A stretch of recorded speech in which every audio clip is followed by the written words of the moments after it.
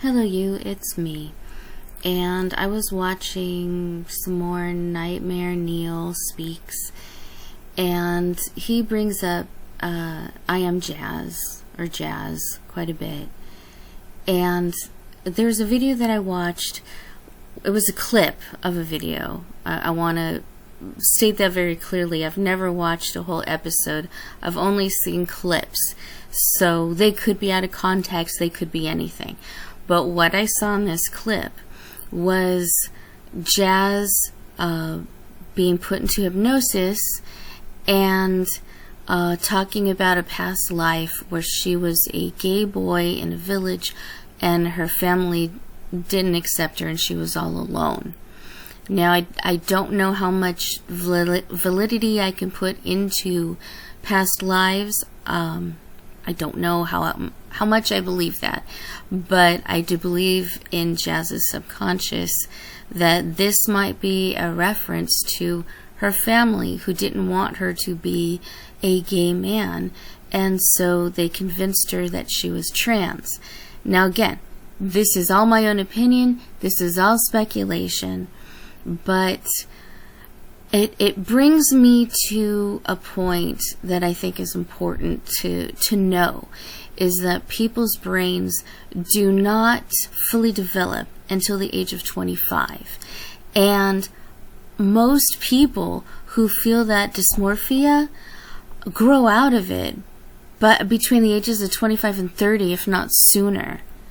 And when I say most, it's been researched, current ongoing research, that says currently that about 94% of people who think about transition or did transition, detransition.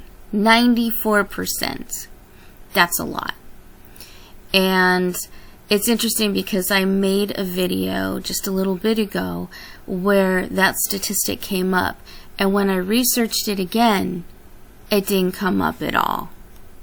So here is just a piece of what it looked like in the first video that I made, and it says 94%. Now they do say that this is flawed, but it is here, and I thought it was very interesting that when I tried to research it again, it didn't come up. So my debate on the subject is, again, most people's brains do not develop into adulthood until they're 25. But that doesn't mean that they're fully developed. And the fact of the matter is that people, this is a general statement, because some people develop a little earlier. Some people develop an adult brain a little bit later, which is why there's the 25 to 30 discrepancy of people who decide either they do not want to transition or they want to detransition. And if you look on YouTube, there are tons of videos of people who transitioned and then realized it wasn't for them and then detransitioned. The problem is that with all of the medications that they're taking, they become sterile. They're no longer to have a child.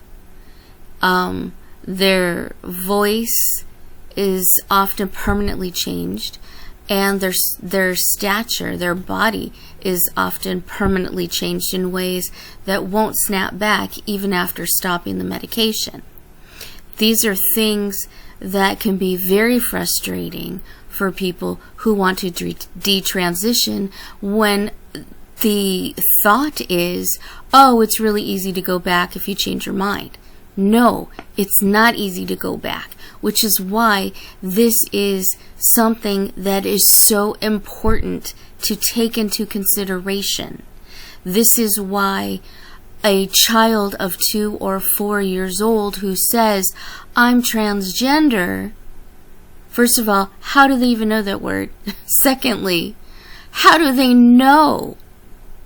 I had a friend who was convinced that he was Batman at 5 years old. Okay?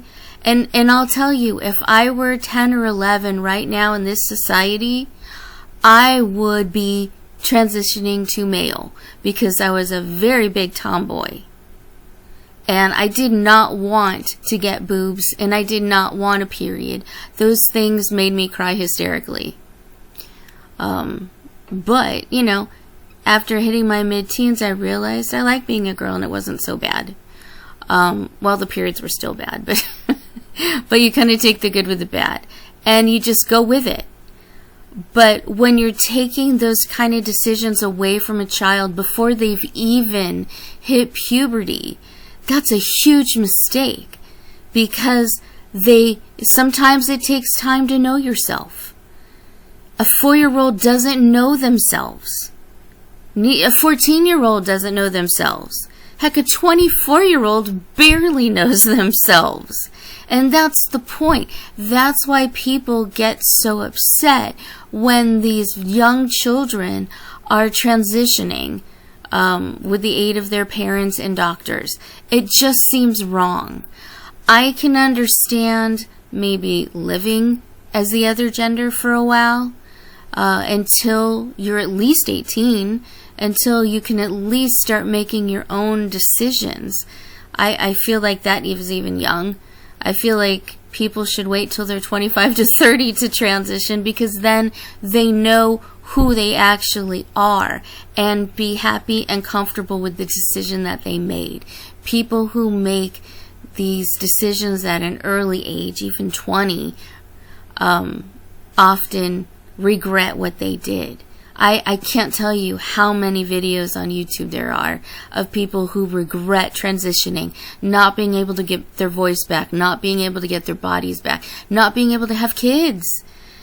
And it's a huge thing. I understand it's a huge debate. And I know that there are children who know at a very early age that they are trans. But we need to give them the opportunity to make sure that that's what they want before they do it. Because once you started, you just don't go back. You don't go back the same. And I think that is something that needs to be expressed more fully. And we need to take responsibility for this and make sure that we're taking care of their kids. All kids. Your kids, my kids, everybody's kids. We need to protect them, and we need to find if there are root causes for this type of transition, or if they truly want to transition. There are a lot of reasons. I saw a child who was a little girl who transitioned to a boy because her father was giving all of his attention to her brother.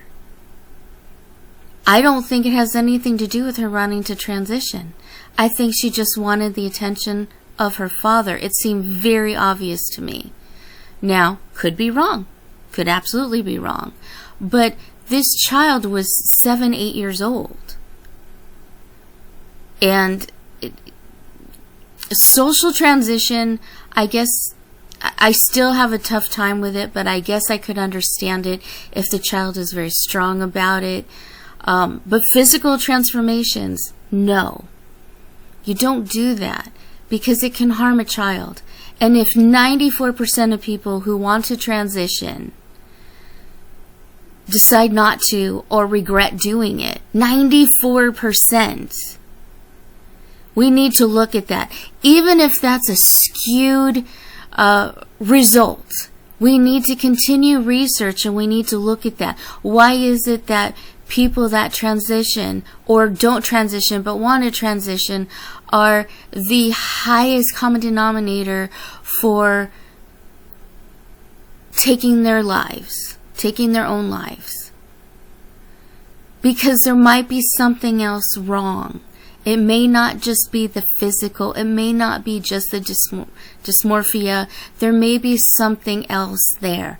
And that's what we need to look at. We need to look at how they're doing mentally and physically. We need to really pay attention to all the signals and signs to make sure that this is really what they want. You can't do that when they're 4.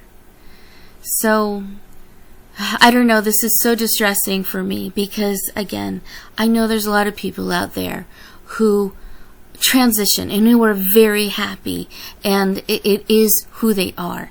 And I don't want to take that away from them. But I feel like we are when we're transitioning people who aren't that way.